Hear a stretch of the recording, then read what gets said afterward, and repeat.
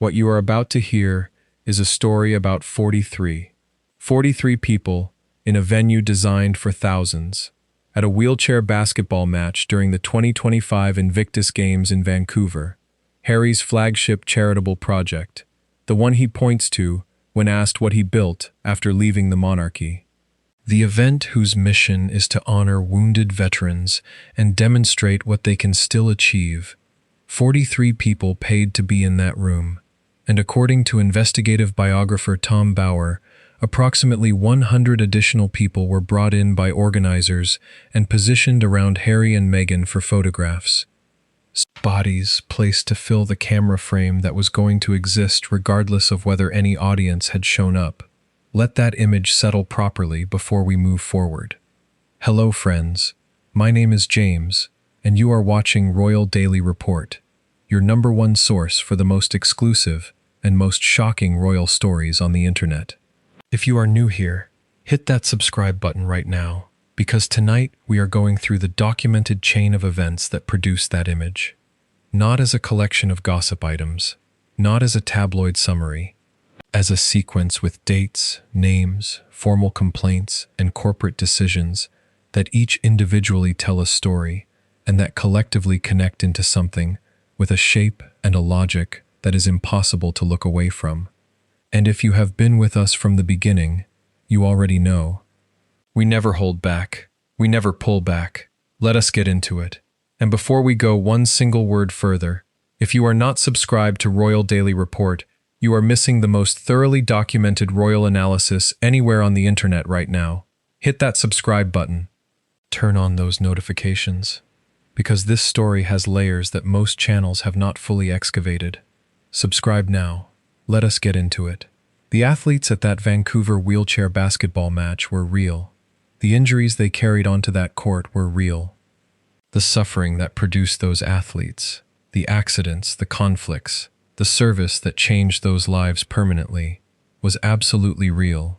The crowd around them was a production decision made by an organization that needed the photographs to look a certain way, regardless of what the actual attendance was. That is the image we are starting with tonight, and everything that follows is the documented explanation of how an organization that began with genuine purpose arrived at a moment where 43 paying spectators needed to be supplemented by 100 manufactured ones. Subscribe to Royal Daily Report right now, because we are starting with Tom Bauer. And the reason we are starting with Bauer is that the reaction to his work tells you more than the work itself. Hit that button, turn on those notifications, subscribe now. Tom Bauer is not a royal gossip columnist, recycling anonymous tips and blind items. He is the journalist who exposed Robert Maxwell's pension fraud before any mainstream publication was willing to run it, who built the sourcing, documented the evidence, and published it while Maxwell was still alive and still threatening journalists with libel suits. His standard, which he has stated explicitly, is that he has very good lawyers, and more importantly, he makes sure that what he writes is true. His 2022 Sussex investigation drew on 80 separate sources, 80 individual people willing to speak on or off the record, to a biographer with a documented reputation for thoroughness. When his 2026 follow-up landed, the Sussex response was a formal public statement describing his work as deranged conspiracy. Think carefully about that phrase as a denial. A real denial says that date is incorrect. A real denial says that document does not exist. A real denial identifies a specific factual error and corrects it on the record. What deranged conspiracy does is characterize tone rather than contest fact. It says the person writing is not credible without engaging with a single specific claim. And by issuing a formal public statement, the Sussex team identified exactly which claims they considered dangerous. Silence lets a news cycle die in a week. A formal response is a signal flare. Bauer himself noted the irony. Their public response pushed the book to #1 on Amazon. They became the marketing operation for the investigation they wanted to discredit. Subscribe to Royal Daily Report right now, because what we are calling the Shield, The structural explanation for the timing of almost every negative story in this file is the single most important piece of context for understanding everything that follows. Subscribe now. Hit that button. Turn on those notifications. Subscribe now. In April 2023, Meghan signed with William Morris Endeavor, not just a talent agency, but the most powerful talent representation firm in Hollywood. WME is run by Ari Emanuel, the man who personally represents some of the biggest names in entertainment, and this connection carries specific weight given the Sussex story. Oprah Winfrey. Signing with William Morris Endeavor is not like hiring a publicist or a PR company. It is acquiring a private army with institutional reach throughout the entertainment and media landscape. Multiple industry insiders have been explicit about what WME's primary function for Meghan was actually intended to be. It was not about booking film roles or negotiating brand deals in the ordinary talent representation sense. The primary function was press suppression, acting as a shield. When you have Ari Emanuel in your corner, publications reconsider running critical stories. Editors make phone calls they would not otherwise make. The cost of publishing something negative increases because the subject is represented by someone who controls access to a very significant portion of the talent that the entertainment and media industries depend on. The shield was the point. Here is what happened next, and the dates matter more than the details. Around Thanksgiving 2023, Meghan reportedly threw what sources describe as a fit over what she perceived as insufficient attention from the agency during the holiday period. The expectation that a talent representation firm should be actively working on her behalf through a major American holiday weekend. She demanded a meeting in January 2024. She arrived at that meeting expecting formal strategic presentations, the kind of deliverables you would expect from a brand consultancy or a management company, not from a talent agency whose function is representation and deal-making. According to multiple independent industry sources, what followed was that Ari Emanuel was finished with her. A second source with direct knowledge of the agency's internal operations stated plainly that WME was definitively not working on Meghan's personal business going forward. Here is the part that carries the most weight. Both sides publicly maintained the fiction that the relationship was intact well into 2026. She was listed as a client on the agency's roster. No departure was ever announced. No statement from either side acknowledged any change. But behind that public facade, no active deals were being pursued on her behalf. No meaningful meetings had taken place since January 2024. She was represented in name only. The public appearance of the most powerful agency relationship in Hollywood sustained, while the actual substance of it had already gone. One Hollywood insider connected every story that followed with a single precise observation. There is no way the Variety piece about her tensions with Netflix would have been published if William Morris Endeavor was still actively managing Meghan's press relationships and making calls on her behalf. The shield fell in January 2024. Every negative story that followed ran in the unprotected window that opened when the representation effectively ended. That is not coincidence. That is cause and effect with a documented timestamp. Subscribe to Royal Daily Report right now, because the formal workplace complaint, the single most institutionally significant piece of evidence in the Sussex story, is coming next. And most coverage either glosses over the specifics or softens the language to the point where the actual weight of what was written is completely lost. Subscribe, hit that button, turn on those notifications, subscribe now. Jason Kanoff filed a formal email complaint in October 2018. Kanoff was Meghan's own communications secretary, not a journalist operating on rumor, not a critic with a prior agenda, not an anonymous source with an unverifiable account. He was the man Prince Harry personally asked to help Meghan draft the private letter to her estranged father, Thomas Markle, one of the most sensitive personal communications of that period. He was a trusted insider by every available measure chosen for precisely that role, because of his proximity and his judgment. 2 months after helping draft that letter, he sent a formal email to Simon Case, who was at the time private secretary to Prince William, and he copied the Buckingham Palace Human Resources Department directly. In that email, in his own words on the record, he wrote that he was very concerned that the Duchess had been able to bully 2 personal assistants out of the household in the past year. He wrote that she seemed intent on always having someone in her sights. He described her as bullying a specific staff member and actively seeking to undermine that person's confidence. He referenced multiple reports from colleagues who had witnessed what he described as unacceptable behavior. These were not second-hand accounts or general impressions. They were specific reported incidents from named witnesses. Then he wrote the sentence that stopped people cold when it eventually became public. He questioned whether the household policy on bullying and harassment applies to principals, not whether specific incidents constituted bullying under the existing policy, whether the policy applied at all to the person being accused. He was not simply reporting specific incidents and asking for them to be addressed. He was asking in writing to the Human Resources Department of the most formal institution in Britain whether the rules that govern workplace conduct in that institution even apply to the person he worked for. That is a question from someone who already knows the answer is unclear and who is documenting that clarity problem in writing because the situation has become institutionally untenable.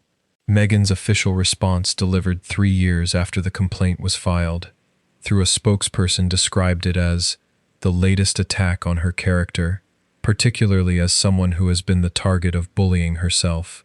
3 years of silence. Then this.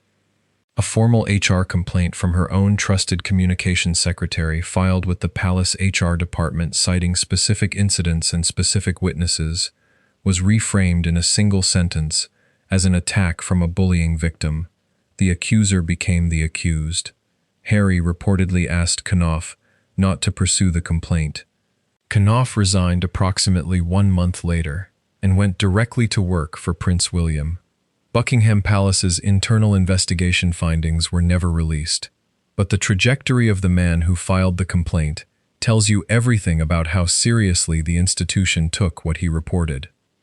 Subscribe to Royal Daily Report right now, because the Beckham story is not a footnote, it is the template for every relationship in this entire file. Subscribe now. Hit that button. Turn on those notifications. Subscribe now. David Beckham and Harry first connected in 2012. By 2018, the friendship was genuine and multi-year. The Beckhams attended the royal wedding. Victoria personally helped with the interior decoration of Frogmore Cottage. This was not a celebrity acquaintance. This was a close personal friendship between 2 of the most recognizable families on the planet. Then, at the 2018 Invictus Games, Meghan issued a directive. Photographs of Harry standing with David Beckham were forbidden. No images of the 2 men together were to be distributed. Bauer's reporting includes the reasoning. She did not want any competition for media attention from Beckham, and especially not from his wife. She invited them to the wedding, accepted Victoria's help decorating their home. And then the instant David Beckham's face next to Harry's might redirect even a single camera angle. That was the line. Then came the accusation. Meghan reportedly contacted Beckham in a tense phone call and accused Victoria of leaking stories to the British press. Royal correspondent Kinsey Schofield confirmed what actually happened. It was a salon receptionist, not Victoria. The accusation was demonstrably, provably wrong. But by the time the truth was clear, the friendship was gone. Where does Beckham stand today?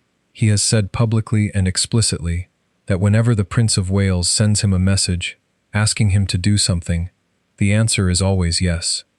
He said it voluntarily in a public interview without being prompted to comment on the Sussex friendship. That is not neutrality. That is a man who experienced something specific, made a calculation about what it meant for him, and chose a side in the most visible possible way. He chose to make it public. He chose the word always. The template is visible in the sequence. Invite someone in, accept their generosity, use their social capital, and the moment their presence threatens to compete with yours, for even a fraction of public attention, remove them. If they resist removal, accuse them of something damaging enough to justify the removal. If the accusation turns out to be wrong, never correct it publicly, because by then, the relationship is already over, and the narrative has moved far enough forward that a correction would cost more than the original accusation did. Subscribe to Royal Daily Report right now, because the corporate contracts, Spotify, Netflix, William Morris Endeavor, and the specific word Bill Simmons used on record, and the story he says he still has not told, is the most significant commercial verdict in this entire story. Subscribe now. Hit that button. Turn on those notifications. Subscribe now. Spotify. A reported $20 million deal. What was delivered across the contract's entire life. 13 episodes of one series and one standalone holiday special. For context on what a $20 million podcast deal is supposed to generate, consistent output, audience growth, commercial integration, and a documented record of delivery that justifies the investment, what Spotify received was 13 episodes in silence over 3 years. On June 16, 2023, the same day the deal officially ended, Bill Simmons went on his own podcast and said what he said. Simmons was the head of podcast innovation and monetization at Spotify. He built and sold The Ringer to Spotify for $196 million. That is not a lucky outcome. That is a man who understands content economics with specificity and depth. He evaluates content businesses the way a surgeon evaluates anatomy. He is not a royal commentator or a tabloid personality. He is a man who signed a $20 million check, watched what happened, and then chose his words on the record at full volume. His verdict, delivered on the record, on a podcast the entire content industry follows, in a single word that he did not qualify or contextualize or soften: grifters. Then he said, something that has been sitting in this narrative ever since, like an unanswered question. He said he has a story, a specific story, from a specific Zoom call with Harry, a specific pitch Harry made, a specific moment that Simmons considers one of the best stories he possesses. He said he needs to get drunk one night before he tells it. He still has not told it. Whatever Harry said on that call, whatever he pitched, whatever it revealed about how the Sussex operation understood these deals and what they believed they were offering in exchange for $20 million, Simmons considers it the defining story and is choosing very carefully when to deploy it. That call and whatever happened on it is the missing center of this entire pattern. Netflix followed an arc so similar to Spotify that if you laid the two timelines beside each other, you would think someone had copied the homework. Reported deal $100 million. Initial documentary topped the platform's charts, but topped them because it contained direct attacks on the British royal family, because the institutional crisis narrative was the content that audiences came for. That was the commercial product, not the storytelling quality, not the production craft, not the personal story, the controversy about the monarchy, the institutional access, the royal titles providing context and weight to every accusation made. Follow-up projects generated no comparable viewership. Netflix invested as an equity partner in the lifestyle brand. Netflix then withdrew from the brand entirely. The overall deal was downgraded from a major production arrangement to a first-look deal in summer 2025 and expired without renewal in July 2025. The commercial premise that the combined Sussex brand could generate sustained Netflix-scale audience interest independent of the royal crisis narrative was tested, and the numbers produced the answer. The staff departures tell the same story in human terms. 18 senior departures since 2018. That is not normal startup churn. Chief of Staff Josh Kettler resigned after 3 months in 2024. 3 months. His stated reason was that there were aspects of the position he was not comfortable with. The industry standard tenure for a chief of staff role, a position that typically involves significant institutional knowledge and a long learning curve before becoming fully effective, is 3 to 5 years. 3 months is not a career move. 3 months is not a mismatch of expectations. 3 months is someone assessing a situation at close range and concluding they need to leave before they become part of it. Then the end of 2025. Chief Communications Officer Meredith Maines resigned on December 26th, the day after Christmas. Executive Director of the Archewell Foundation James Holt resigned on December 29th. 3 days apart. Two of the most senior people in the Sussex communications and organizational structure walking out within 72 hours of each other at the end of the calendar year with no coordinated public announcement and no explanation offered by either side. Royal commentator Helena Chard described Maines as a highly respected professional who would, without question, be protecting her own reputation. She then made the observation that connects every professional departure in this entire file. A communication strategy only works if all parties adhere to the plan. Not that the strategy was wrong, not that the messaging was poorly conceived. She was saying that the person whose brand was being managed was overriding the people hired to manage it, making unilateral decisions that contradicted the agreed-upon approach, having the last word on communications choices that the professional team had argued against, and leaving those professionals with their names attached to outcomes they had advised against. The trademark failure completes the commercial picture. American Riviera Orchard was rejected by the United States Patent and Trademark Office in September 2024. The reason cited: the name is a geographic descriptor, and U.S. trademark law does not permit the registration of geographic names as protected brand identifiers. The entire lifestyle operation had been built on a brand name that trademark law would never protect. Someone either failed to run a basic trademark search before committing to the name, or ran the search, received the answer, and proceeded anyway. The February 2025 rebrand to As Ever was not a creative evolution or a strategic brand refresh. It was a legal emergency, dressed in the language of creative reinvention. Step back and look at the full pattern. Every corporation in this story followed the same arc: enthusiasm at the start, proximity in the middle, and a quiet, carefully managed exit at the end. The Beckhams, Spotify, Netflix, William Morris Endeavor, 18 senior staff members, the trademark office. The pattern is so mechanically consistent and repeats across such different types of relationships: personal friendships, corporate deals, professional hires, institutional filings, that at a certain point you stop asking what went wrong with each individual case and start asking what the common denominator is that connects all of them.